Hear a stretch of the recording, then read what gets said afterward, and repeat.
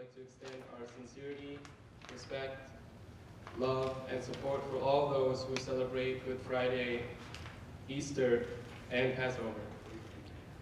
UB-SJP has thought tremendously about this, and according to the limited opportunities for spaces that we were offered for us to find and book a venue on a reasonable date that won't conflict with any significant holidays, we express our apologies. We understand your concern, and we are very sorry that this event happened in conflict of the holidays. In light of this particular conflict, UB-SJP is videographing the entire event for the public to access after the event is over. Our comedian tonight is an Arab-American comedian. However, it doesn't end here. He's also a specialist in Arab and Muslim American issues, writing and speaking widely on the subjects, and also an adjunct professor at University of Detroit Mercy School of Law. In his everyday life, he's a writer, he's a speaker, a stand-up comedian. He draws on his experiences growing up as a child of immigrant Palestinian parents, performing and lecturing on topics such as politics, society, and growing up Arab. He has performed and lectured throughout America, Canada, the Middle East, including on dozens of university campuses. He has also appeared on several TV shows and radio stations. His discussions and seminars and performances have also been hosted by various ethnic groups, corporations, and government agencies. So tonight's comedian, his name is Amer Zahr. I almost said Amer. He's a professor of law, so it kind of puts him in a safe zone to say whatever he wants, I guess. Are you guys ready to get roasted? Ladies and gentlemen, I present to you Amer Zahr.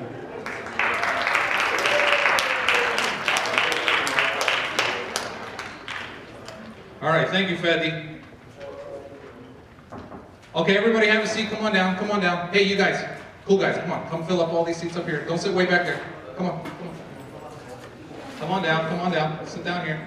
If anybody has a phone, turn it off. Now's the time to turn off your phone. No ringers. I don't want any of that stuff. If you're chewing gum, take it out. This ain't high school. Take care of your gum. Okay, you say hi to everybody, bro? Come on, have a seat. That's okay. Kiss everybody later. Good. All right, good evening. Good evening, I said. Masal khair. Assalamu alaikum. It is very exciting to be here. I have never been to Buffalo before. Yeah? Let me do my job, okay? What's your name? What's your name? Noor. Noor. All right, are you like you always say stuff? It's very hard to do shows in front of Arabs. It's the worst job in the world, okay? It's the worst job in the world. The worst job in the world. Arabs have a disease, okay? We think we can do whatever you're doing better than you can do it. This is what we think in our culture. After every show I do, actually, always like older Arab guys come up to me, like these three guys for sure. One of them is going to come up to me. One for sure, guaranteed. One of them is going to come up to me after the show. Maybe, hopefully now they won't do it, but otherwise they would normally come up to me after the show. They go, Amer, you're very funny, hilarious. I have a joke for you. And they always want to tell me a joke. And they always say the same thing. You can use it. You can have it. You don't even have to say my name. You can have it. So anyway, just let me understand who's here tonight. By a round of applause, who's Arab? Is that like everybody? Who didn't clap? Where are you guys from? Yeah, you didn't clap.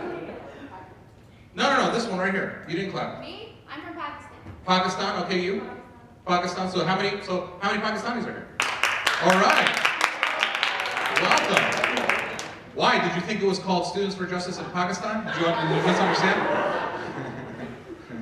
All right. No, we're just supportive. Who's still chewing gum in my face? Take your gum out, bro. People looking at me go, I don't want any of that. Yeah, it was you. It's okay. It's okay. Don't spit it out. Just swallow it. It's fine. That stuff about 7 years. That's not true. Okay, good. And then how about, are there any, okay, let me go across the Arabs now. Are there like Syrians? No? Lebanese? Oh, you're Syrian? Don't clap for people, just if you are. Syrian, no Syrian, Lebanese? All right, okay, it's not a nightclub, just asking. All right, cool. Jordanian? No, come on. Really? Wait, are you like real Jordanian or us Jordanian? What kind of Jordanian are you? Real, for real? Like real? Okay, stop interrupting me. I'm doing a job. You can talk later. Are you like Jordan, like real? Like Bedouin, Mensef, real, Asli. Okay, good. And then Egyptian? Woo! Okay. All right. I didn't know it was that exciting. Okay. Good. All right. And then any Palestinians, my people? All right, wonderful. Did I miss any other Arabs? There's like 25 countries. Did I miss any other? Iraqi. Who's Iraqi? All right. Welcome. Morocco? Who's Moroccan? All right, bro. Is there Algerian? We're not just doing all the countries. I just want to make sure they're here. You're Moroccan? What's your name? Mehdi. All right, man. Mehdi. Jesus. You guys know? Okay, good. And then is there anyone else? Are there any like white people? Just who's Kurdish? You're Kurdish? That's awesome. Well, that's Iraqi. I said Iraqi, Kurdish, sort of. Are you Kurdish, Iraqi, Syrian? I know both.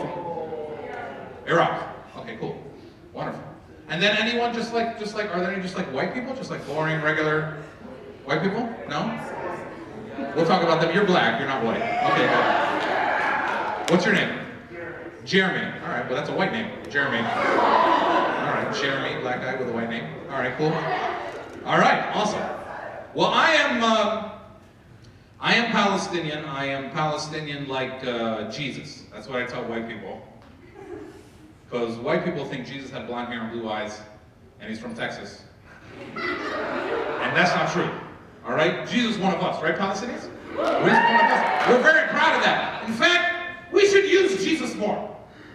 We should use him more, like all our marketing, even the SJP logo should just have a picture of Jesus. Because really, he's the most famous man in the history of the world, right? I mean, we're celebrating him this weekend. We should use him more. He's one of us, okay, Jeremy? He's one of us. All right, he's one of us, bro. We should use him more. I live now I drove here today from Dearborn, Michigan. Has anybody heard of Dearborn, Michigan? That's where I live. That is like everything Arab, everything. It's like the Arab Disneyland, bro. Everything is there. You can have like a hookah, falafel, and a demonstration all on the same day. It's amazing. It's the best place for an Arab anyway. I didn't grow up there. I grew up in Philadelphia around all white people. Everybody was white where I grew up. Everybody. There's no white people here, so we can talk about them? Hey, Albert. Is Albert white? You're Albanian? Oh, that's sort of one of us, kind of, sort of. In between, sort of. Okay. You're like about as far as we got till we saw a lot of white people that we came back. Albania. It's true. It's true, Jeremy. That's what happened, yeah. I grew up around all white people. Everybody was white. I was the darkest kid in my school, okay? Everybody was like really white where I grew up. I always knew that we were a little bit different. You know, my dad spoke funny. We smelled like garlic. We ate leaves from the backyard, you know. I knew I was different. Now I'm Palestinian. I grew up different, even different than other people. For those of you who don't grow up, Palestinians, we grew up a little bit different than everybody else. We are raised to be like professional protesters, okay? Like that's how I was from a young age. I remember sometimes we'd wake up at 7 a.m. and by 10 a.m. we were in New York City and we were protesting. And we Palestinians, we chant and we don't care if it rhymes or if it doesn't rhyme. You know, we don't give a shit. We just chant like 1, 2, 3, 4, we don't want your war. 5, 6, 7, 8. Free Palestine. You know, we don't give a hell. We just say it. That's how I grew up. Really Palestinian. My dad is very Palestinian. And he used to let me hang out with my white friends, but I just always knew that I was different. My best friend lived across the street, this little white kid named Tommy. We hung out with each other all the time. We were different. His mom was different than my mom. I don't know what's wrong with you Arab moms. Are there any Arab moms here? Yeah. I don't know what's wrong with you. Okay, you hate sleepover. Oh my God. My mom never let me sleep over anywhere. I said, Mom, can I sleep over at Tommy's house? What is wrong with our house? Sleep here. Get all your friends and come and sleep here. It was the worst. I always knew that I was different. I never really knew how different till one year. It was Christmas time and Tommy's mom took me and Tommy to the mall to go see Santa Claus. And we waited in line for an hour, and finally it was our turn. And Tommy went first, and he sat on Santa Claus's lap, and Santa said to him, what do you want for Christmas, little boy? And Tommy said, let me have a bike. And then it was my turn. And that's when I realized I was a little different. Because I sat on Santa Claus's lap. And Santa said to me, what do you want for Christmas, little boy? And I looked at him with my little Palestinian eyes, and I said, enforcement of UN Resolution 242. Because we have different dreams, okay? You ask a little white kid, what do you want to be? Policeman, fireman, doctor. Ask a little Palestinian kid, what do you want to be? Free. That's all. My dad is very, very Palestinian. My dad, are there any Palestinian dads here? Yeah. Are you guys Palestinian? Yeah. Where are you from in Palestine, sir? Tulkarem and Nablus and Ramallah. Ramallah? When? Turmasaya. Okay, calm down. Do you see how hard this is? Turmasaya. Okay, I've driven by I've been to Tulkarem, I've been to Nablus, I've driven by Turmasaya. I've seen all the mansions in Turmasaya.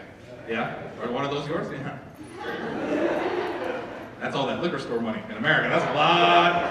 That's some good money. Build those mansions. I'm from Nazareth in Palestine, Nasra, like Jesus. Like Jesus. Totally like Jesus, actually. It's my cousin. And my dad, though, is very Palestinian. My dad is very Palestinian. He starts every sentence the same way. In 1948. For those of you who don't know, that's when Jeremy, that's when all the shit started for us, okay? 1940. We can't help ourselves. We just, in 1914. Even when I bring my friends over to the house, I said, Papa, this is my friend Mike. Hi, Mike, how are you in 1940? Can't help himself. And my dad, he didn't understand a lot of things. He didn't understand how we could lose stuff. Like, we were kids, and we would lose stuff. See, my dad was a refugee. He didn't lose anything. Okay? He doesn't lose anything. Like, he knows where all his stuff is, because he didn't have anything. So, he kept his stuff close to him, because he didn't have the luxury of losing something. We were spoiled little Americans. We used to lose our stuff all the time. And my dad would always say the same thing. I remember when I was a kid, I lost my toy truck. I said, Baba, I lost my truck. He said, where was the last place? This is where. Jeremy, this is where. Albert, this is where. He said, where? I said, it was right there. And then my dad always said the same thing. He said, so it used to be there, right? And I said, yeah. And he said, and now it's just gone. I said, yeah. And he used to always say the same thing. He said, well, then I guess we should call the news. I said, why, Baba? Well, he said, we should call the news because I think the news would be very interested to know that the little toy truck can just get up and walk away. Even when I got older, I could never share anything with my father. I said, Baba, my girlfriend dumped me. Well, she used to be there, right? And now she's gone. Call the news. That's how I grew up. It was weird. I grew up in a place where I was the only one that was a little bit different. Well, it was me, an Indian kid, and a black kid, and we were friends, and then it was all the way. And see, I never really knew until I got older how weird that was. I made a documentary movie a few years ago called We Are Not White. Let me explain that to the white people. Let me explain that. Okay? I know it sounds mean, but it's not. You guys know every 10 years in America, you get the census form to your house. You ever seen the census form you get to your house yet? It's in the Constitution, okay? Every 10 years, they count everybody in America, so every 10 years we get a census form to our house. And then they have all these boxes for race. Everyone has a box on the form, but Arabs don't have a box on the form. Everyone else has a box. Fiji, Guam, Samoa, all these people have boxes, but Arabs don't have a box on the form. I was looking at this form because I wanted to be counted. I was excited. I was looking at all the boxes on the form. Everybody has a box. There's a box that says American Indian. It's not supposed to say American Indian. It's supposed to say Native American. That's what you're supposed to say. You're not supposed to say American Indian. But they don't write Native American. I know why they don't write Native American. They don't want to confuse too many people because I think like Donald Trump thinks that he's a Native American. There's a box that says Asian Indian, even though India is in Asia. You don't need to say Asian Indian, but they said American Indian, so they had to say Asian. There's a box that says Asian, and they give you choices: Chinese, Japanese, Filipino, Korean, Vietnamese, which sounds like the coolest food court ever. But I didn't check that box. The box says Asian. Asian. Arabs are Asian. Well, we all know they don't mean us when they say Asian. There's a box that says Black, African American, or Negro. They still say Negro in the sex term. I don't know what it says. I almost checked the black box. Because Arabs are just like black people. We're the same. We get profiled. We get blamed for stuff that we don't do. We scare the hell out of white people. We have big families and lots of cousins and Sunday dinner. Okay, we do all that kind of stuff. Like the way you know you're one of us is if your family's so big that you're older than your uncle. You know what I mean? Like if you ever took your uncle to Chuck E. Cheese, you might be one of us. I didn't check that box. There was only a couple boxes left. One box that says white, and one box that says other, but it doesn't even say other. You should read the census form. It says some other race. You know, does not very dismissive. Like we don't really give it, you know, just like whatever you want, put it here. And a lot of people in our community told us, check the other box and write in an Arab country. But if you check the other box and you write in an Arab country, Egypt, Jordan, Syria, Lebanon, Iraq, Palestine, whatever, even Morocco, do you know what the government does with that box? You know what the government does with that box? They don't burn it, they don't give it to the FBI. They actually file it with white people. Did you know that? According to the federal government, we're white. Albert? Okay. According to the federal government, we are you. Scary, right? But we're not white. We're not white. We deserve our own box. Do you Arabs agree we deserve our own box? Let's get our own box. I want to start a rally right here tonight. Norton Hall, University of Buffalo. We're not white. Because I grew up with white people, and we're different. We're just different. We deserve our own box. I wish we were white. I wish we were. It seems to be awesome. It seems like the best thing to be. But we're not. I grew up with white people. We're different. I learned a lot about white people.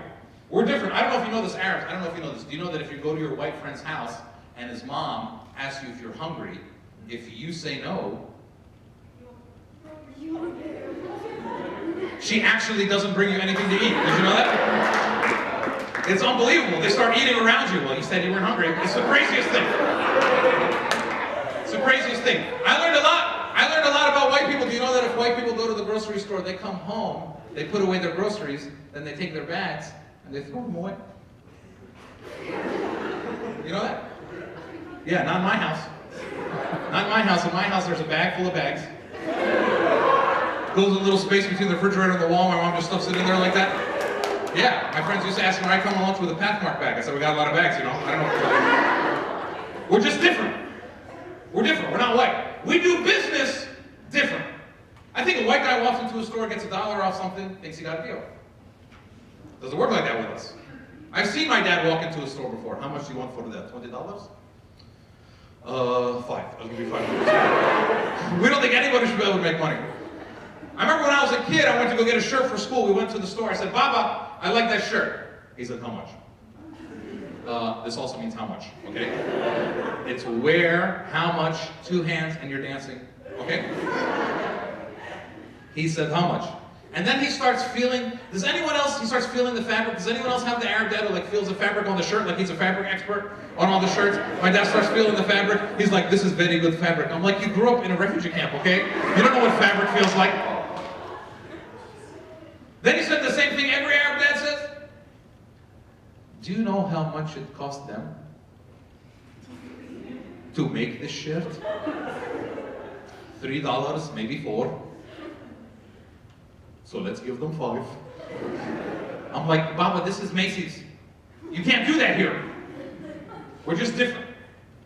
I get asked to go MC a lot of events for Arabs and Muslims around the country. I got asked about 5 years ago to go MC an auction for a bunch of Arabs in New Jersey. Auction. How do you explain the concept of an auction to Arabs? They don't understand this stuff. These people have been bargaining their whole life. This doesn't make any sense to them whatsoever. Like, wait a second. We are fighting to make the price higher? Like, this doesn't make any sense to them at all. I got on stage and I was like, all right, the bidding on this item starts out at $1,000. Some Arab said, 400. I said, no, I don't. I don't think you understand the way this works. We're just different. We're not white. Our moms are different. Yeah, look, I love you, but you exaggerate a little bit. Just a little bit, you know? Like, have you ever met this Arab mom before? Khatu, what does your son do? Oh, my son. My son is a doctor. Oh, great. What's his specialty? Well, he does not really have a specialty yet.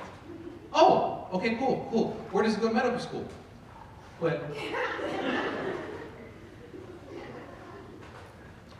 he does not really go to medical school yet. He's 11, but he's gonna be a doctor. We're not white, man. Wish we were. Seems unbelievable. We're not. I know we're not white because I watch the news. Now, for those of you who don't know, Arabs, we watch the news all the time, okay? It's like a social activity for us, okay? We make popcorn, we make coffee, we call our friends over, and we watch the news. Because we're on it. That's like our TV show, okay? It's like our BET. It's the only thing you can turn on all the time, and there's Arabs on TV, is the news. And we watch it. Actually, we have a special power. We can be in the news even when the news has absolutely nothing to do with us. Nobody else can do this. All right? Like when a white guy commits a crime, and it's some mass shooting or something, it's always a white guy, and they come out 3 hours later and they say, we can now confirm that this is not terrorism. Yeah. You know what that means, right? You know what that means. You know what that means, Albert? You know what that means? You know what that means, Jeremy? You know what it means, right? It means not us. That's what it means. Because when it's not us, they don't say not terrorism, okay? When it's not us, when it's a white guy, they have nice words for the criminal.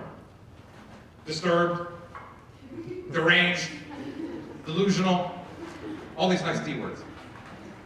And in 2015, they came up with a new one, depressed. That was a new one. Remember the German guy flew a plane to the side of a mountain in France and he killed 150 people on the plane with him, remember? It was only like a year and a half ago, remember? And CNN talked to me for 2 weeks about depression. Huh? I never seen anything like that in my life. Then there was a Boston Marathon bombing. Remember the Boston Marathon bombing? Now those guys were white, but they were Muslim. And when you're Muslim, you're not white anymore.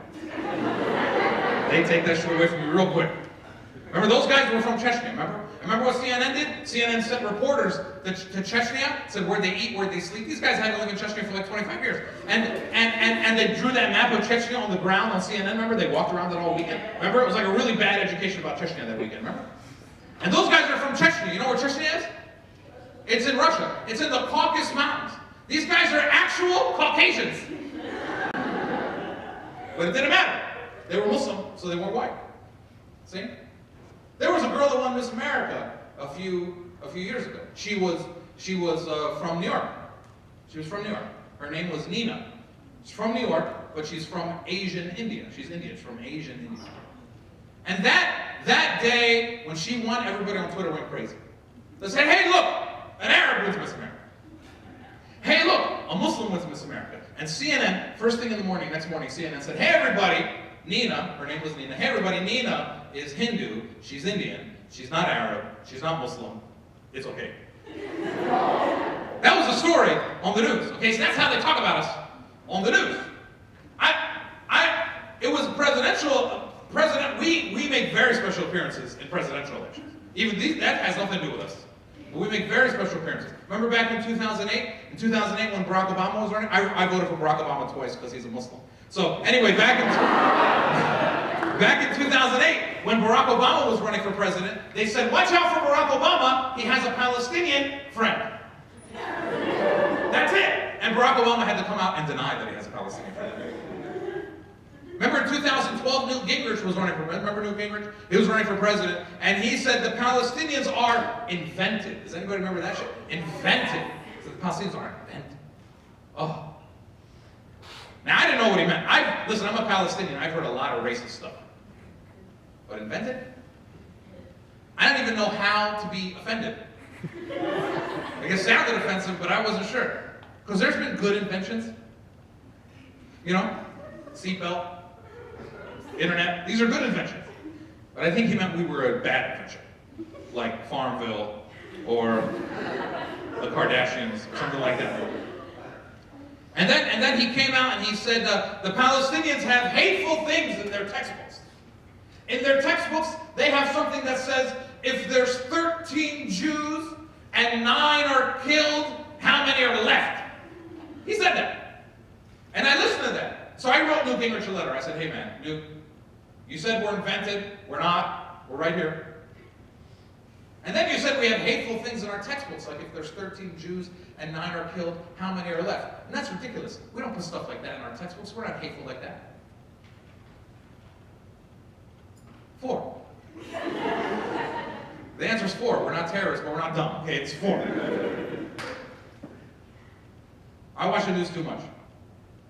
I was watching the news 5 years ago. Remember 5 years ago? You remember, you guys might have been young, in high school or something. But remember when that congresswoman got shot in Arizona, like 5 years ago? She got shot in Arizona, remember?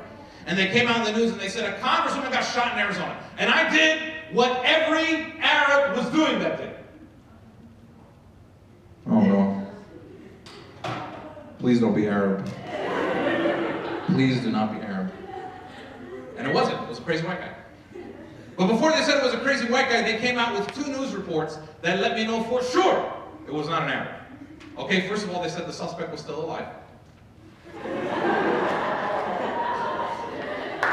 It's just not the way we operate. Let me tell you how I really knew. How I really knew is they said when they arrested the suspect, he was not talking. See, we don't know how to not talk. We will tell you why we did it while you're arresting us. It's because it's really so occupying. Like, we tell you immediately.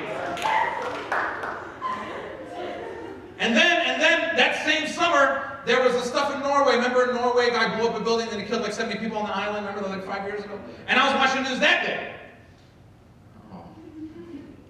Please don't be Arab or Pakistani or Mexican or anything that looks like us. And it wasn't. It's a crazy white guy.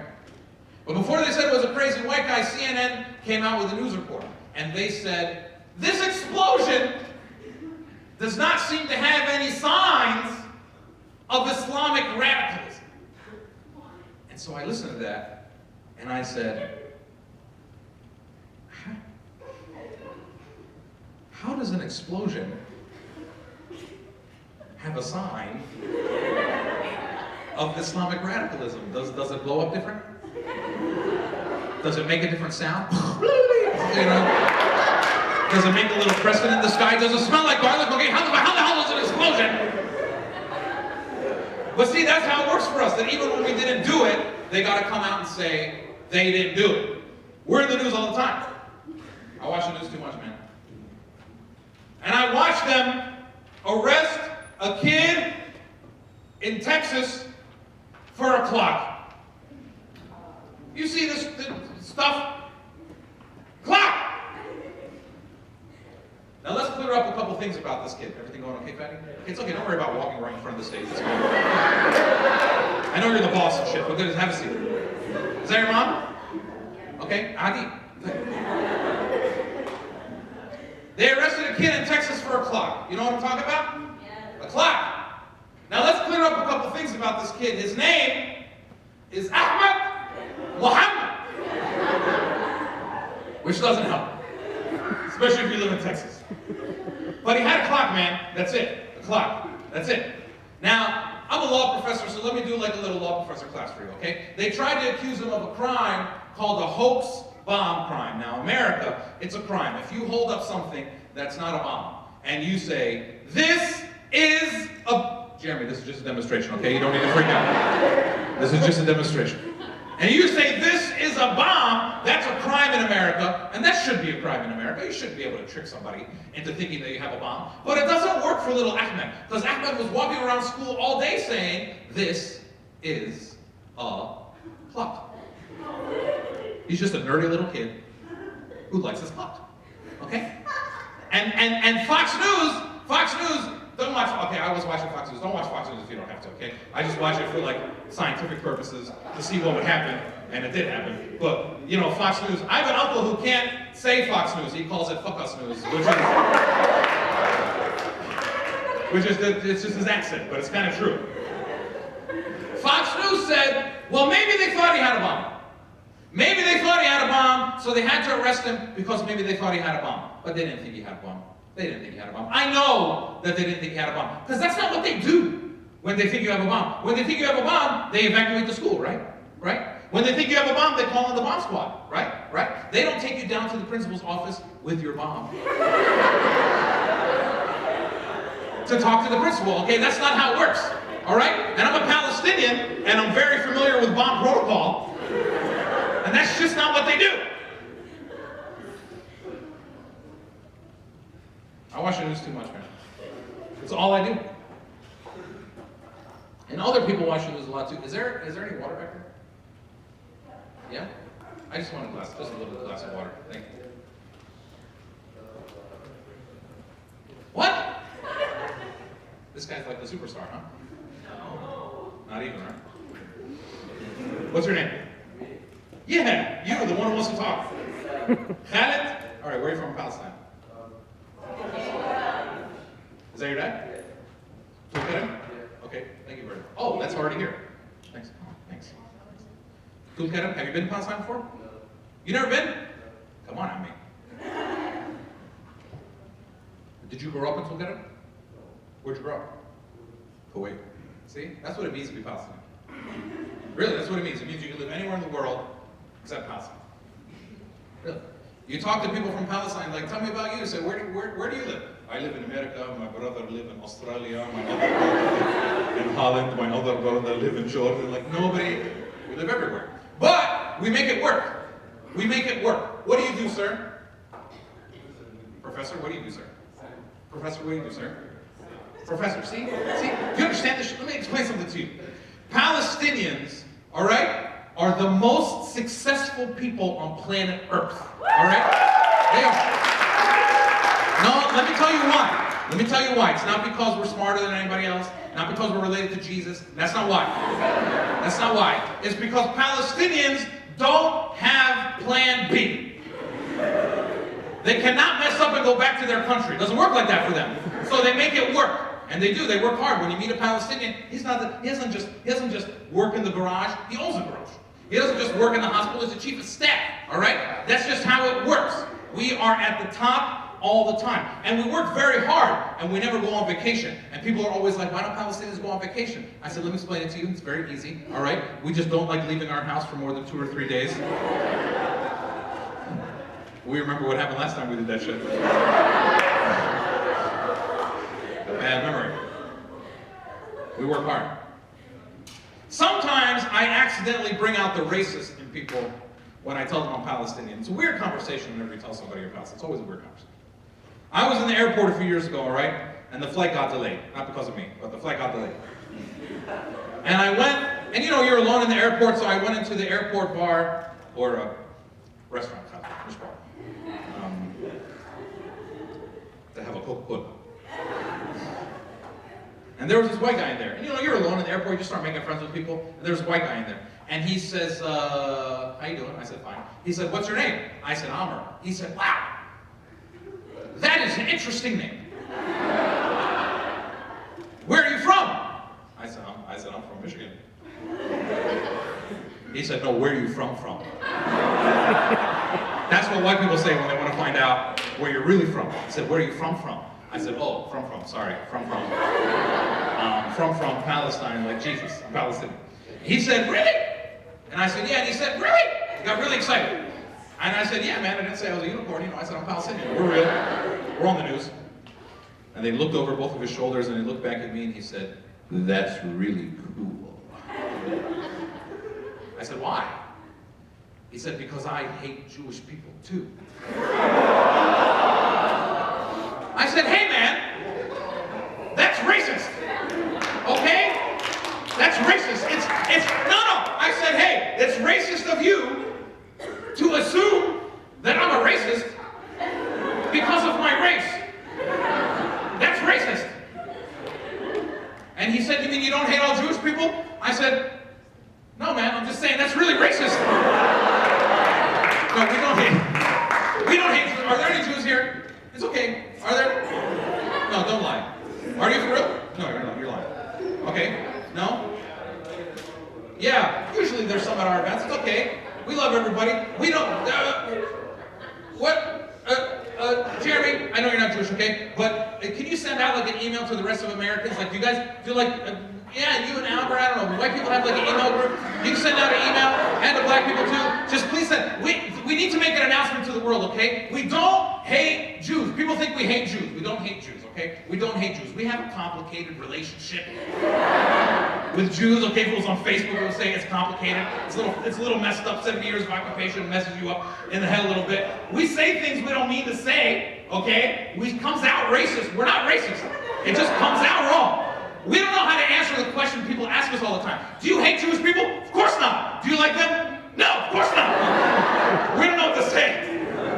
We all have that one uncle, he says it mess, he doesn't mean it. It just comes out wrong. He's not a Rick, it just comes out wrong. He always says, everyone has this uncle, this pal said, Habibi, Amos, listen, I don't hate a Jew as a person. But when there is a lot, I'm like, no, Amos, that's racist. He doesn't mean it like that. It just comes out wrong. We're the same. We're the same. In Arabic, we call Jews ulad amna, which means our cousins. And we mean it. We're not being jerks, okay? We mean it. We're the same people. Hairy, big nose, crazy mom. It's the same thing. Same thing. The only difference is they are chosen by God, and we are chosen by the FBI. That's all.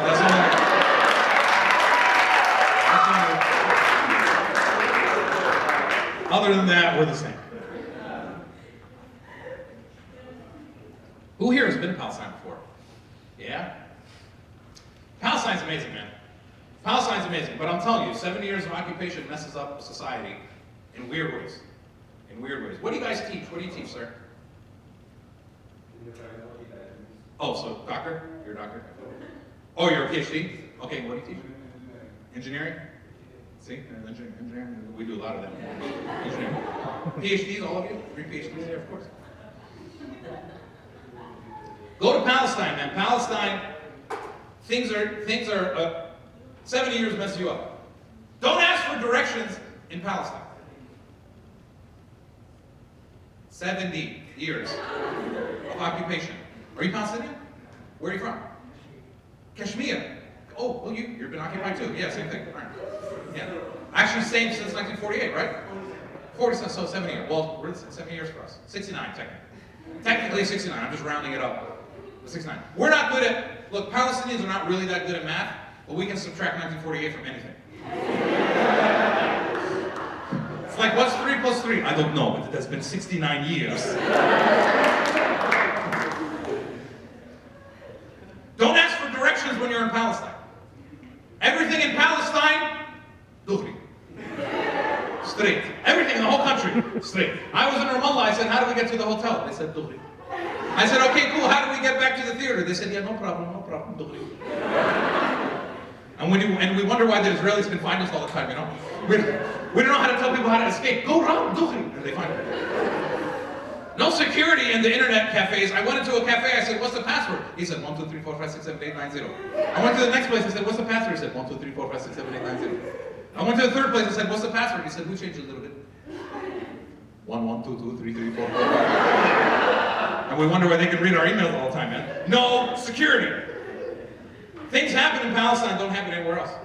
You get introduced to people in Palestine in a way that you do not get introduced to anybody anywhere else in the world. I was walking around in Jerusalem, and a friend of mine wanted to introduce me to a friend of hers, and she says, Amer, this is my friend Ahmed. He's amazing. He's the best man you have ever met in your whole life. He was in jail 10 years.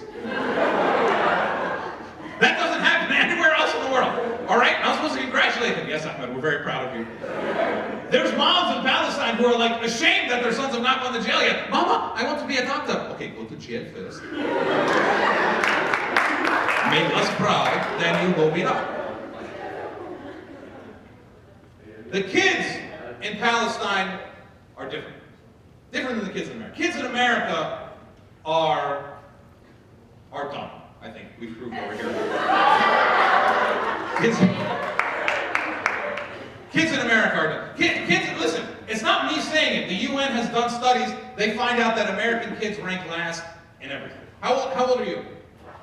14. See, no, 14. No. It's not his fault. It's not his fault. It's the American system. They make kids dumb. American kids, I don't know if you know this, they rank last in everything. Reading, math, everything. More than all other industrialized countries, American kids rank last. It didn't always used to be like that, by the way. When I was growing up, I'm not even that much older than you guys, but when I was growing up, we graduated. Anybody grow up? Anybody in like their 30s here that grew up in America? No? Everybody's college? Okay. When I was growing up, we graduated once from the 12th grade. That's it. All these kids today that graduated kindergarten, 3rd grade, 5th grade, 8th grade, all these graduations for nothing, okay? You didn't achieve anything, okay? They graduated all this stuff, low expectations. We have a game show in America called Are You Smarter Than a 5th Grader? That's a game show, okay? And if you win, they give you $1 million. And guess what? Nobody wins, all right? That's America. There's been 250 episodes of Are You Smarter Than a 5th Grader? 2 people have won. 2. One of them was the superintendent of schools for the entire state of Alabama. So she literally wrote the questions that are on the show, okay? And the other guy was a Nobel Prize winner in physics. These are the only 2 people smart enough to win. Are you smarter than a 5th grader? Okay? In America, if you're smarter than a 5th grader, they give you $1 million. In Germany, if you're smarter than a 5th grader, you go to the 6th grade. That's it. There's no prize. Now in Palestine, the kids are smart, but they're too smart. Too crazy, psycho, crazy smart. Like, it's not good. Because politics dominates their lives every day, so that's all they know, because all they do is watch the news. And they're too smart. I was in Jerusalem like 5 years ago, and this little 6-year-old kid walks up to me and he goes, "You're from America?" I said, "Yes." He said, "Do you think that Barack Obama will win re-election?" I said, "What the hell are you talking about?" Go play soccer. Too smart. It's hard. I can only imagine how hard it is growing up in Palestine, but also how hard it is growing up here. We already know how hard it is growing, especially with our parents. What do you guys call your immigrant parents? Do you call them FOBs? FOB. Do they even know what that means? In Michigan we call them boaters, which is same thing, sort of boater. Yeah. It's hard growing up. It's really hard. Like my dad especially. My dad's a refugee, okay? Typical Palestinian. He was kicked out of his land, kicked out of Jaffa when he was 1 month old. And he grew up in a refugee camp in Jordan. And just so that he could go to college, he had to finish first in high school, and he did. And just so that he could go from college to a master's program, he had to finish first in college, and he did. And just so that he could go from a master's program to a PhD program, he had to finish first in his master's program, and he did. And then he came to America, and he worked for the same company for 35 years, and he had a big house and a nice car, and alhamdulillah, right, mashallah. Isn't that a beautiful story? This is the Palestinian story, by the way, from nothing to everything, man. That's what we do. That's what we do. But, do you know how hard it is to be the son of this person? He's achieved everything, all right? I can't impress this guy. I remember when I was a kid, I brought my test home from school. I said, "Baba, here's my test. I got a 96. Where is the other 4? I said, "Oh, shit. Can't deal with this guy." It's hard. And my mom is freaking out. Because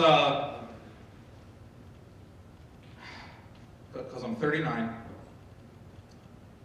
single. I don't know if I want to get married, man. It's forever. That's a long time, man. Forever. My mom is. My mom is gonna freak out. You're 39. Yeah, forever. Like the rest of my life. Okay, 39. How much more years do you have? This is the one chewing gum in my face the whole time. How much time? 39. Where are you from in Palestine? Lit? And where'd you grow up though? I grew up in Buffalo. Oh, you grew up here? Okay. All right. All right. How many kids do you have? Oh, damn. Huh? I have 6, of course. And, no, Palestinians, we have a lot of kids. We have a lot of kids. I mean, you go to Palestine, you say to somebody, how many kids do you have? And he looks down at his hand, he goes, 1, 2, 3, 4, 5. And then you say to him, how old are they? And he goes, 5, 4, 3, 2, 1. We have a lot of kids. All right, what's your name? Jihan? Jihad. Oh, okay. I thought you said jihad. Which is cool. Which is cool. Which is cool. I've met some Palestinians, women even named jihad. We have women and men. Huh? My mother. Okay, I'm talking now. But yeah. Your mom's name is My Jihad? mother's name is Jihad. Yeah, see, that's awesome. But if you want to understand the Palestinian problem, go to Palestine and start asking people, what's your name? Go to Nidal, Kifah, Hurriyah, Irtifa, Palestine, Arabi. You're like, okay, I get it. We have a lot of problems. If I do get married one day, I want to give my kids good Arabic names. Like, I don't want none of this stuff. I know some of you in here, you've changed your names for white people. Who's done that here? Like, your name is like Sam or Mike or Mo, or you done that kind of stuff? Yeah? What's your name, sir? Amjad. So do you let them call you anything else? And you? Nidal. Good. And? Jihad? Hussam? Okay. Oh, got it. And do you let them call you Sam? Don't do that. Just you're Hussam, man. Be proud. Hussam. Don't let them call you Sam. Hussam. Hussam, and then explain it to them. Hussam. See, a lot of people in our community do that. The Muhammad, they become Mo or Mike. Mahmoud becomes Mike, I don't know how. Mustafa becomes Steve. All this stuff. Stop doing that. If your name's Muhammad, be Muhammad. Don't be Mike. Because a lot of people think it's going to help. Listen, you might think it's going to help, Professor, but it's not going to help you. Okay? Because one day, when Trump comes to arrest all of us, okay, it's not going to help if you look at him and go, you know, but my name is Sam. You're still going to jail with the rest of us. All right? Now? IHOP? Well, I give the fake names to IHOP anyway. I just Donald or something. I thought whatever.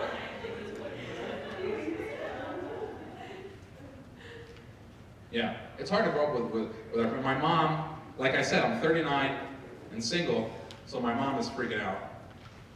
She finally, a few months ago, she finally asked me the important question. We were out to lunch. She's sitting across from me, and she looks at me and she goes, Amer, I am your mother. I said, okay. And she said, you can tell me anything. I said, okay. She said, no matter what it is, I will love you. Just tell me. I said, what are you talking about? She said, are you gay? It's okay. Just tell me. I said, no, Mom, I'm not gay, okay? I told her, we're Palestinian, not Lebanese.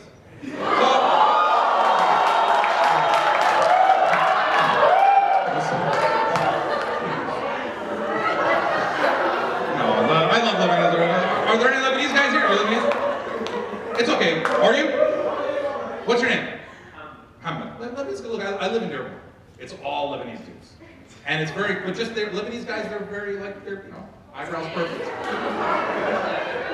No, don't say fruity. That's not a nice word. They're just they're put together. They're put together. Yeah. Oh, is that? Oh, this is a Lebanese girl. That's why I know. It must be hard marrying a Lebanese guy. It takes longer to get ready than you do. Yeah. I I live in Dearborn. It's all Lebanese guys. It's the only place in the world you see girls waiting in line at the salon because there's guys getting their eyebrows done. It's the only place. Only place in the world. Yeah. What? Yeah. The hardest thing about living with our parents, though, they can't speak English. Some of them have been here a long time. How long have you been here, Sam? 20 years in Dahl? 23? 28? And how is your guys' English? Is it getting better, finally? After all this time in America? Still learning, right? It's embarrassing, okay? You need to learn English, all right? It's embarrassing to us. No, really. Some of them, yeah, look, there's no, Jeremy, Albert, there's no P in Arabic. There's no P, pa. They can't say it, okay? We are the Palestinian people. We like to drink Pepsi and eat pizza. No pepperoni. Pepperoni, haram, pepperoni. This is the way they talk. Some of them have been here 30 years and they still can't. It's embarrassing, all right? You can't walk around saying salt and pepper for 30 years, all right? It's embarrassing. Learn the language. You can't walk around saying America is the best country in the world. That's not how you say it, all right? That's not how you say that word. I know it's a hard word. That's not how you say it. You can't walk around saying Monday, Tuesday, Wednesday. That's not how you say it. But English is a hard language. I feel bad. I always said the worst job for an Arab if he comes to America is the person who leaves your confirmation number on the phone. This would be the worst job. Because they can't speak English. They make everything political for no reason. It would be the worst job. Like you know, are you ready for your confirmation number? Okay, it's going to be A as in apple. B like Peter.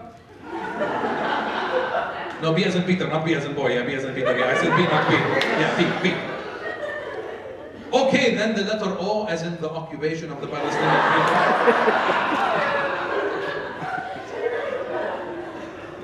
Then the letter H. H like hairy, H. Yeah, finally the number 6. 6, like 1, 2, 3, 4, 5, 6. That's the worst one. I actually know a sheikh in Michigan. He can't say 6. He always says sekas. But he doesn't say it because it sounds too much like haram, you know? It's very funny when he counts. He goes 1, 2, 3, 4, 5, astaghfirullah, 7, 8, 9.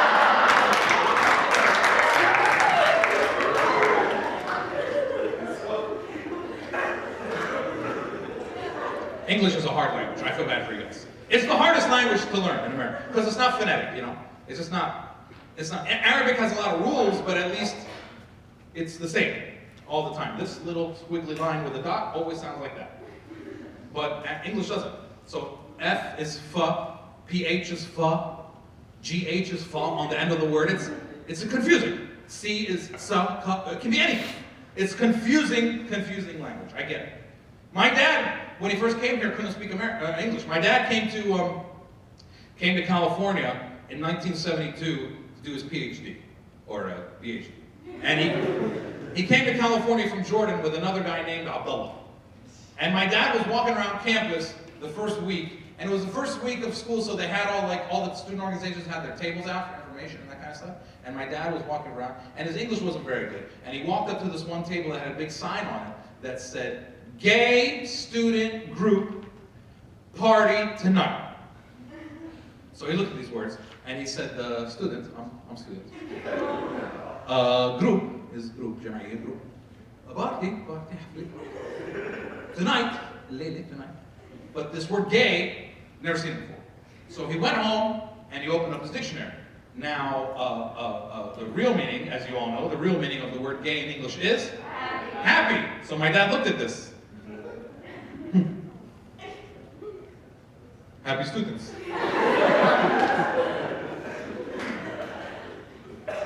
I'm happy. He said to his friend Abdullah, do you want to go to this gay party with me? Abdullah said, sure, let's go.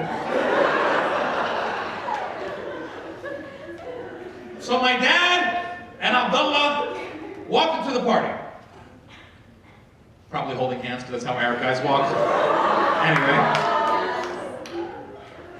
And there was men and women at the party. party, gay men and gay women. So my dad walks in, he sees all the men are dancing with the men, and all the women are dancing with the women. And he looks at Abdullah and he says, Abdullah, what is this? Look, they are more strict here than they are back home.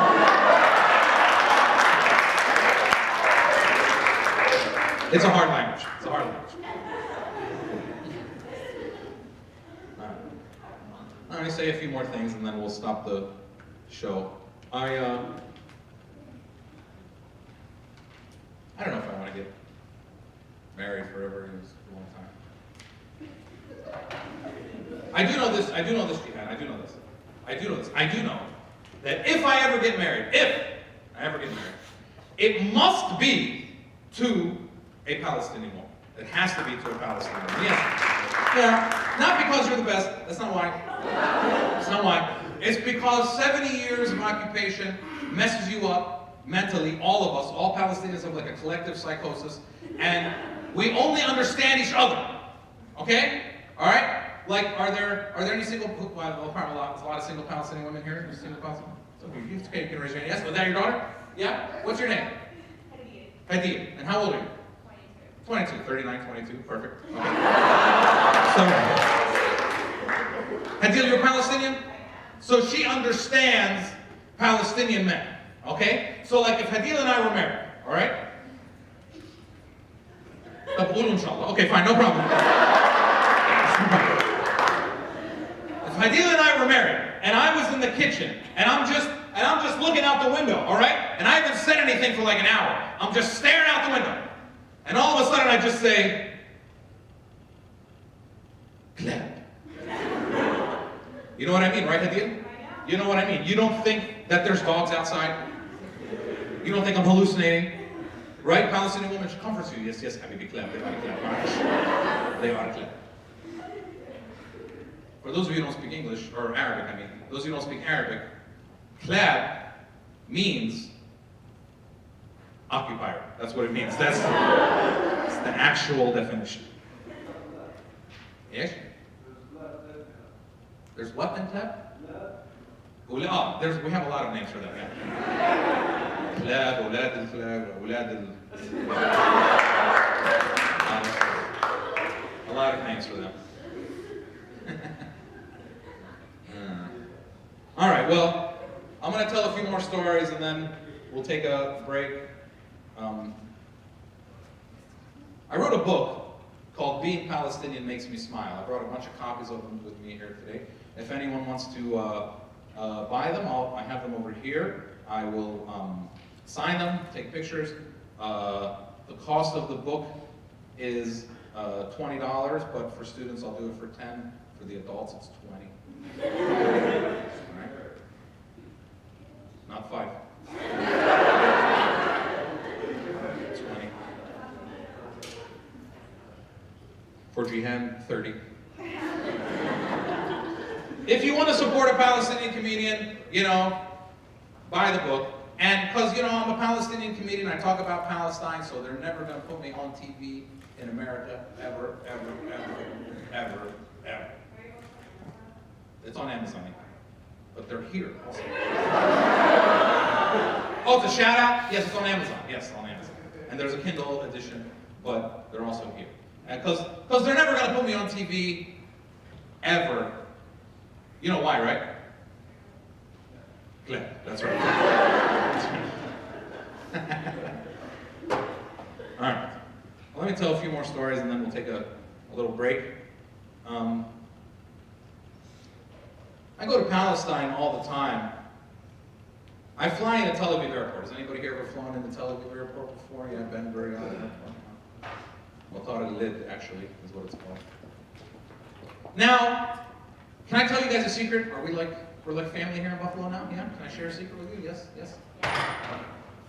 My parents, we're almost family, almost family. Almost. We can't get married. I'm like probably the same age as your mom, Because that's what, that's it. That's it. You're 22, she's Palestinian, your mom, so she must be, what, 25? 26? We get married young, man. We make it work. We got demographic threats. We create a lot of demographic threats. Anyway, my parents are both from Palestine, okay? They're both from Nazareth, like Jesus. My dad is Christian, and my mom is Muslim.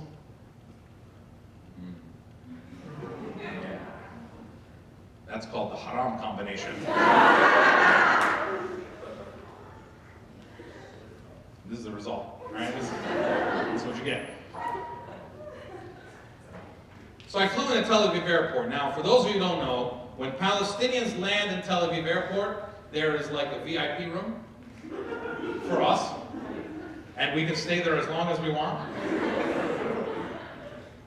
So I was in the VIP room for 12 hours. And finally, it was my turn to talk to the soldier. And he said to me, "What is your father's name?" And I said, George, because that's my father's name. He said, "What is your father's name?" I said, "Elias." That's my father's father. Now, for those of you who know, George and Elias is two super duper Christian names. Doesn't get more Christian than George, and you can open up a church with George and Elias. Then he said, "What is your mother?" I said, "Anna." That's my mom's name. He said, "What is your father's name?" I said, "Oh shit." Muhammad. And he got confused. He said, "So are you Christian or Muslim?" I said, "No, whatever." He said, no, I need to put it in the computer. Are you Christian or Muslim? I said, "Listen, man, and we're Palestinian, okay? Listen, in my house, we celebrated everything, all right? Christmas, Eid, Easter, Eid again. You know, I don't care." I said, "We celebrate everything. We even celebrated Rosh Hashanah and Yom Kippur. We didn't give a shit." I said, "Put Jew in your computer. Isn't that better for me? Put Jew in your computer, and I don't got to deal with this crap anymore." And he started laughing, and I started laughing, and he said to me, "Where are you from?" I said, "I'm from Nazareth, Palestine, like Jesus." I said to him, "Where are you from?" He said, "I am from Tel Aviv." I said, "No, where are you from?"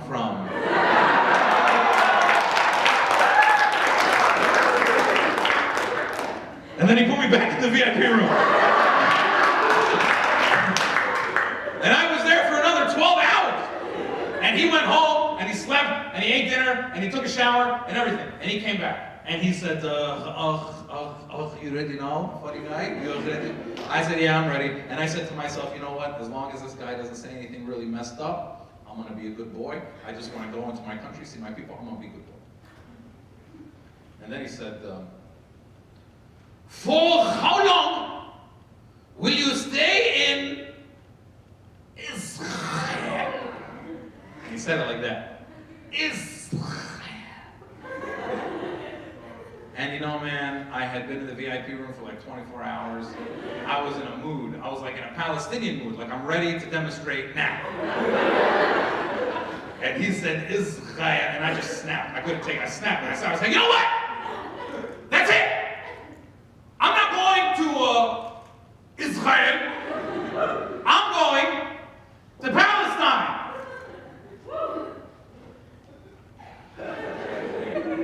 He said, "There is no Palestine."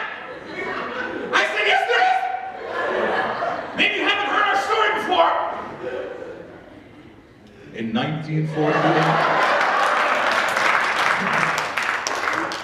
And then he looked behind him, and there was a big map on the wall. And he said, look at the map. There is no Palestine on the map." And I said, "Oh." I said, "But it used to be there, right?" And he said, "Yeah." And I said, "And now it's just gone?" He said, "Yeah." And I said, "Well, I guess we should call the news then. Maybe we call the news." All right, thanks everybody. Have a good night. Have fun. Give it back to Fadi. I'm going to give my kid a good Arabic name, but I'm never going to name my kid Fadi. Let me tell you why. Because what if he's fat? You know, what if my kid's fat? Fatty, luckily, is skinny. But what if I have a kid and he's fat? He's American, so he could be fat. Most likely he's going to be fat, because Americans are fat. Can you imagine if there's like a little 6-year-old kid walking around, what's your name? Fatty. No, like not your nickname, your real name. Look, that's my name. Okay, I'm fat. My parents name me Fatty. So thank God Fatty's skinny. All right, thank you. Thank you so much, Amer. Thank you so much. At this point, we would like to open it for questions and answer session, only for like about 30 minutes or 20 minutes. If you anybody have any question, the mic will come to you. And Just stay here. If you have any. This shirt was from, somebody gave it to me in Dallas. That's all I know. I have no idea. I mean, I'm sure it's not copyrighted. Probably Brandon Kingle's.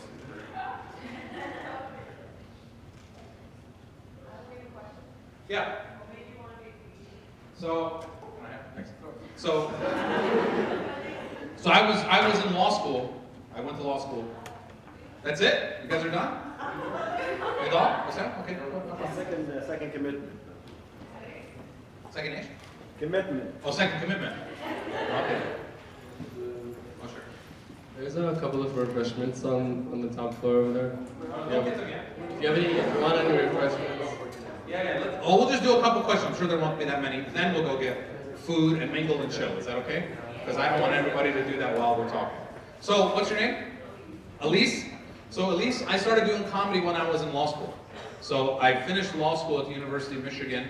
And when I finished, I said, let me try comedy, because if I go become a lawyer, which is a very nice job, but if I go become a lawyer, I'll probably never try the comedy thing. And if I try the comedy thing and fail, then I'll just go become a lawyer.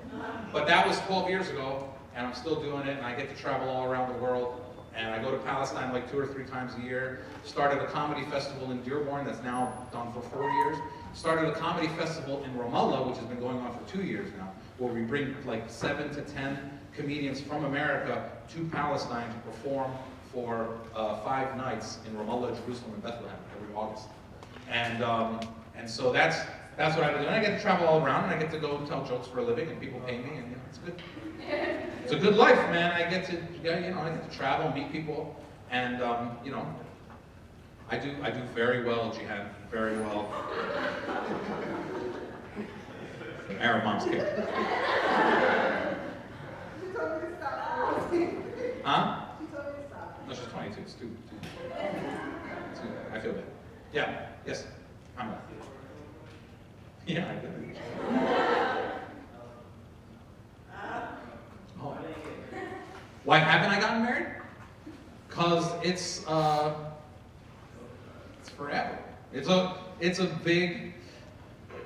forever. The chef doesn't tell you that, by the way. The khuri, whoever you go to, the rabbi, he doesn't tell you that it's forever. That's in the fine print. Forever. What's your favorite food? Huh? Yeah, food. I'm not comparing women to food. Huh? Hard to decide. Okay, good. Then getting married is probably a bad idea.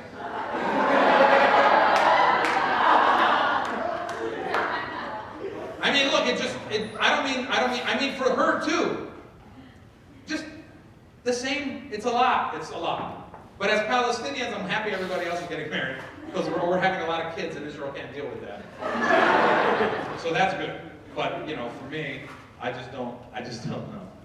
And tell you the truth, I'll be honest too. Our culture, the Arab culture in general, and Palestinians actually a little bit less, but still like everybody else. It didn't used to be like this, right? Only the last 20 or 30 years it's gotten like this, where people really care a lot about identifying people by religion. It didn't used to be like that. And so it does cause problems for families sometimes. And I've had this experience where if I say my dad's Christian, my mom's Muslim, I'm just like not that religious. If I was a Muslim, if both of my parents were Muslim and I was the same level of religious that I am now, nobody would have a problem with me. But because my dad's Christian, my mom's Muslim, I need to pick one and then be like extra so that I fit into that club. You know what I mean? And that's just not me. And people care about that, which is, I think, is a little bit of a problem in our society. But whatever, everybody does their own thing. But, so sometimes people care about that. When people ask me what my religion is, I say I'm Palestinian. That's really like, if religion is what drives you, and what makes you get up, and what drives your judgment, and what drives your motivation to do things every day, for me, that's Palestine. I wake up every morning and I'm Palestinian. That's all I do.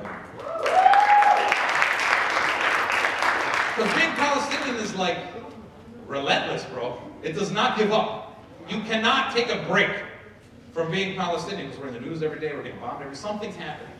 And that's part of the beauty of it, is that you don't forget who you are. Like David Ben-Gurion, you guys know who David Ben-Gurion is, right? He's like Israel's George Washington. He said, in 1948, when he kicked us all out, he said, the old will die and the young will forget. That's what he said, right? And so some of the old ones are still here. We saw them, they were here. But like, are you Palestinian?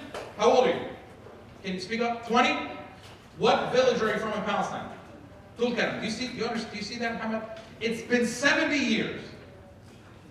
69. There's been 69 years, and there is still 20-year-old Palestinians telling the world, and even 10-year-old Palestinians telling the world what village their parents and grandparents got kicked out. That's a failure for Israel.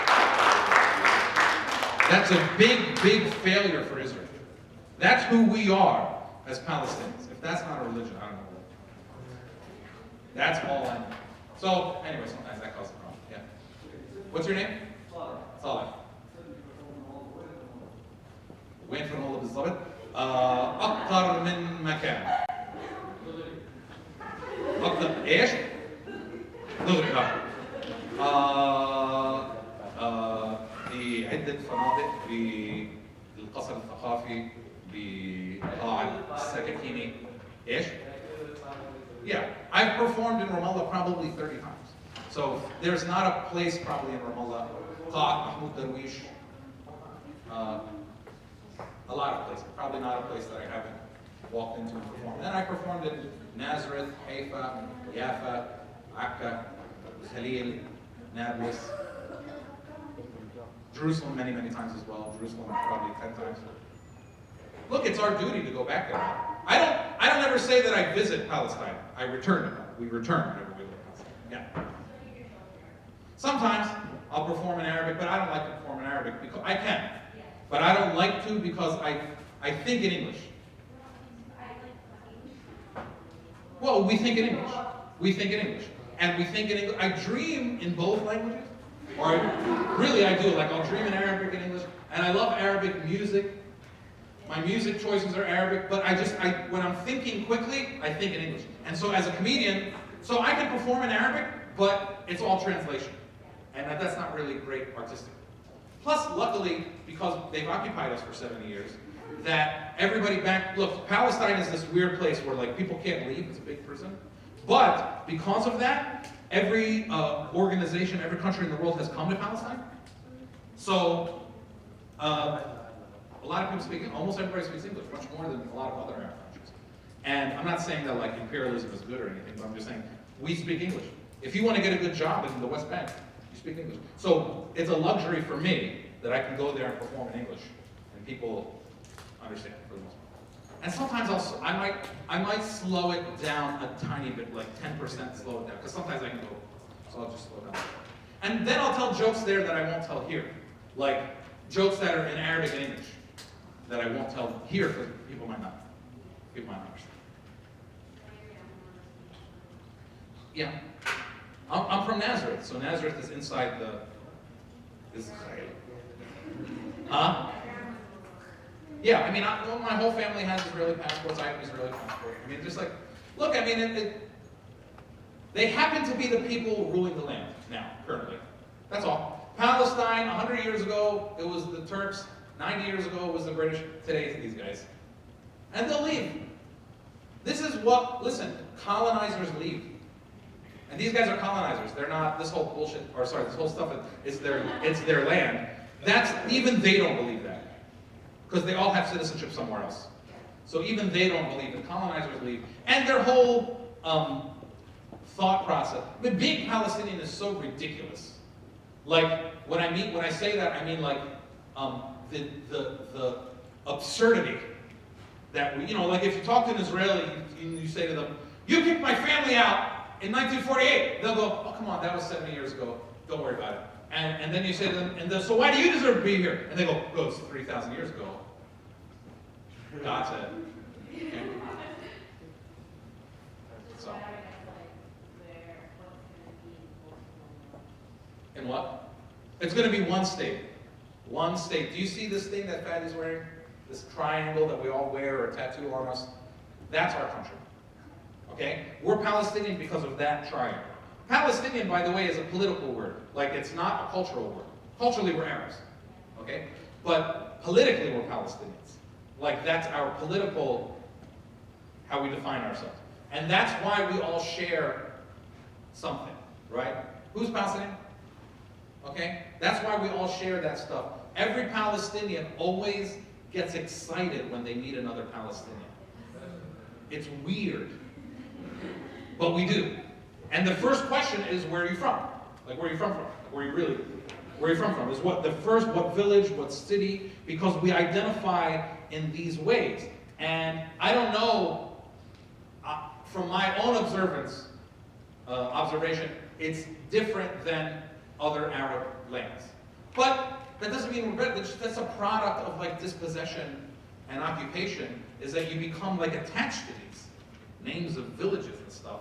And that's good in its own way. But of course, every Palestinian also wakes up sometimes thinking like, I wish nobody knew what a Palestinian was. Like, I wish we were just like normal like everybody else, and we didn't have to do this ridiculous stuff about asking for a homeland. Asking for, it's like so goddamn ridiculous. But we do it, It's funny, sometimes I'll say to people, I'm Palestinian, and they'll go, really? And I'm like, yeah. Like, who is going around, is there people going around, like, lying that they're Palestinian? Like, is that a problem? Are there people going around pretending? I don't think anybody's going around pretending that they don't have a state. Like, nobody pretends that they're stateless. Like, yes, I'm actually Palestinian. It's funny, it also happens too when I tell people I'm half Christian, half Muslim. They go, really? I go, yeah, man. Who lies about that? Who makes that up? You make that up and nobody makes it up. So yeah. But actually, that's another cool thing about being Palestinian. And again, it's a product of our struggle. But over the last 70 years, we've had much less of this differences between religions. We're Palestinian. For the Christian, Muslim, yeah, people have it in their house. It doesn't go onto the street, ever, in Palestine, which I think is a good thing. It doesn't ever go onto the street. I mean, people still care about it when it comes to marriage and that kind of stuff, that's normal, but it doesn't ever flow onto the street. You have not seen in Palestine people fighting in the streets because of Muslim Christian. It just does not happen. Huh? Yeah, we have a common enemy. So look, maybe if we didn't have Israel, we'd be just as messed up as some other places that are going through sectarianism, but currently we have our own sectarianism. It's called Zionism. That's sectarianism. Jews against everybody else. That was deep. Anybody else? No? Jeremy, what are you doing here? Are you like friends with one of us? Yeah. Where? You? What's your name? Ish? Lara. Where are you from? Where are you from? Where? Lid. So where'd you guys grow up? Or where'd your family grow up? Jordan? Okay, yeah. I was born in Jordan. Yeah. Yeah, Palestine. Everyone went to Jordan. Jordan. Is anybody here? Oh, the Jordanian guy. He left? Who went to Lebanon? Well, no, they went to Jordan and Lebanon at the same time. People from like Lid, Ramle, Yafa, they went to Jordan. People from northern Palestine, Akka and all the villages in northern Palestine went to Lebanon. Yeah, but in 1948, we just went wherever. And then everybody in the south went to Gaza. And a lot of people from 48 went to the West Bank, Ramallah. Ramallah is full of people who lived in Ramallah their whole life, say they're from Ramallah, but they're from 1948 villages. So we ended up everywhere. Syria has, but Lebanon has about 600,000 or so Palestinians who are all registered refugees. And in Lebanon is the one country in which they don't have a legal status. Well, you have to, there's a whole list of jobs, unfortunately, in Lebanon that Palestinians can't have, even if they get educated. And still to this point, still 70 years later, they don't have legal status. Syria, I'm not saying like one, in Syria, Syria has its problems. Syria, they gave them legal status so they could, if you go to medical school in Syria, you can be a doctor in Syria if you're Palestinian. It's not true in Lebanon. In Jordan, it's different. They got full citizenship. But Jordan's totally, huh? Yeah. Who said no? In Jordan? No, not all of them. There's a lot who are registered refugees, but the majority have full citizenship. Yeah, but the ones who came in 1948, though, they basically all have. Basically, they do. Jordan is like 80% Palestinian. There's a few 100,000 who are registered refugees, like in what's the big refugee camp in Amer? El-Wahdat and El-Wahdat, a lot of them are UN registered refugees. But the ones who live in Amman, who live everywhere else, they're citizens. That doesn't mean that there's not discrimination against Palestinians in Jordan. Oh, there is. Oh, there is. Everywhere. Look, Palestinians, listen, man. We go everywhere, okay? And we hang out for a little while, and we make your country really good, and we make the economy go really well, but we're not great like house guests, because eventually we try to take over your country, like it happened in Jordan, it happened in Lebanon. They got scared that it would happen in Kuwait, so they kicked us out. And, that's just what happens. We excel, and then we're like, hey, we can do this better than you. And then they kick us out. Yeah. Actually, this semester was the first semester. Actually, the first time in my whole educational career, I actually learned about Palestine in one of my gender classes. Yeah. Globalization gender class. Let me tell you guys something. What's your name? Noor. Let me tell you something, Noor.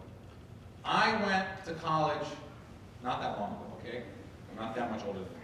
And I need you guys to understand something as SJP people. And this is the last thing I'll say, then we'll eat, we'll chill, and I'll hand out books or whatever. But when I was in college in the 90s, in the mid to late 90s, I entered college in 1995. And we didn't have SJPs, okay? In fact, Palestine activism at that time was very difficult because, for many reasons, it was the 90s, so it was just after Oslo. So everyone thought everything was okay. Also, the apartheid struggle in South Africa had ended a few years earlier, so there was no solidarity there. It was very hard to get, I'm sure now on campuses, you get some Black and Latino solidarity.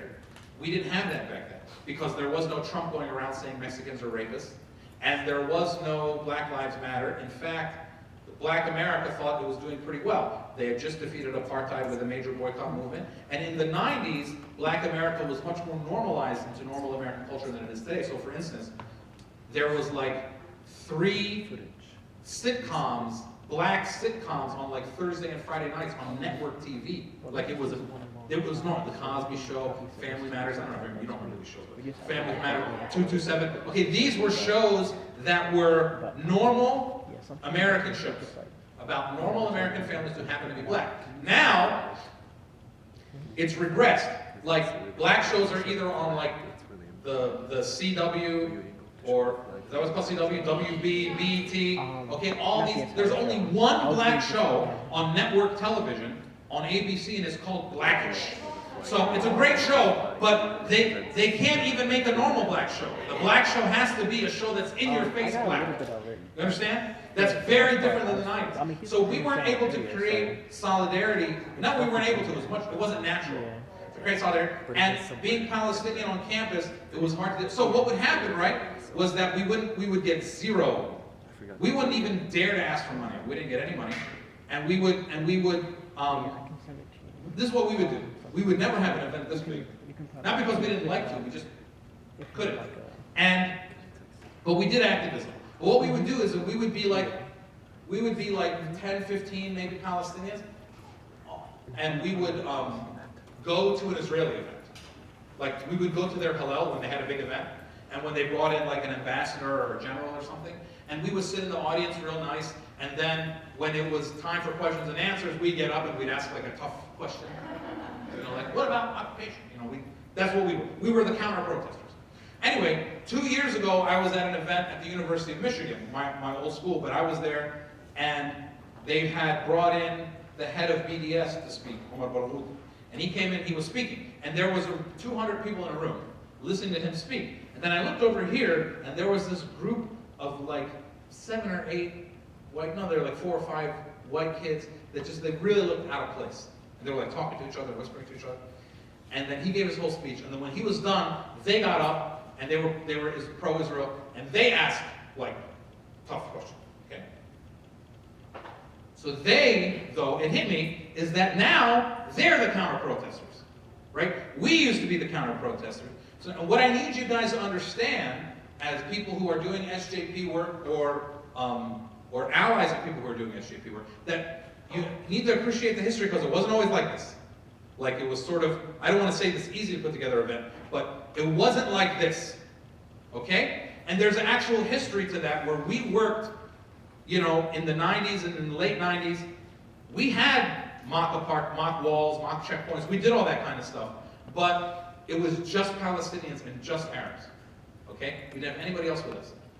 We worked all that, and then now, what you guys are doing is wildly important, because it's not happening in a particular place in time. It's part of an entire history that's been happening for 20, 30, 40 years. There was a generation before us too that did all this stuff. And you guys are part of a long story, and you're part of a history. So don't ever forget that. Don't think that we're just doing what we're doing and someone's going to forget about it. No, because in 5, 10 years, there's going to be kids who are 11 and 12 now that are coming into college, and they're going to remember what you guys were doing. All right? And so it is wildly important. So keep doing it. Don't ever stop. Because that's the reason that we keep telling our stories. That's the reason Ben Gurion was wrong. Because we are still doing this stuff. Okay? That was boring. Anything else? What kind of food is there, Fetty? Well, we have Teresa, we have hummus, and we have... Mashawi win. Mashawi fish. Buffalo? Nobody's deer pond. Are there a lot? But there's an Arab community in Buffalo. I mean, there's Arabs everywhere. Well, Dearborn's only 4. It only took me 4 hours to get here. Yeah, I went through Canada. Yeah. What is she doing? Is it me? Okay, good. But still, put it away. All right, so what I want you guys to do also, if you do have videos actually, or pictures that you took of me, tag me.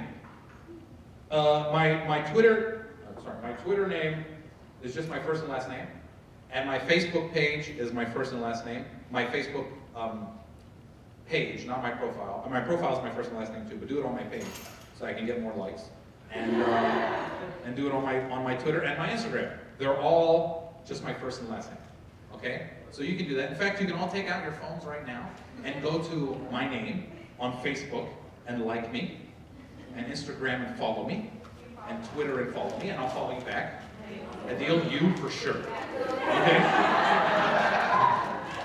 Sorry, I should have Mac in front of your mom. That's not right. Okay. So, but yes, all of you. Okay, anything else? How do you spell what? My name? A-M-E-R, like America. That's what I tell white people. It's A-M-E-R. My name, be careful though, because my name will autocorrect to America on your phone. So you have to make it not autocorrect to America. I hate that my name autocorrects to America. It's annoying.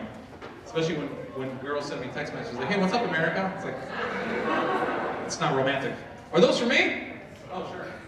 We just want to present a gift and flowers for Amer for coming all the way out here.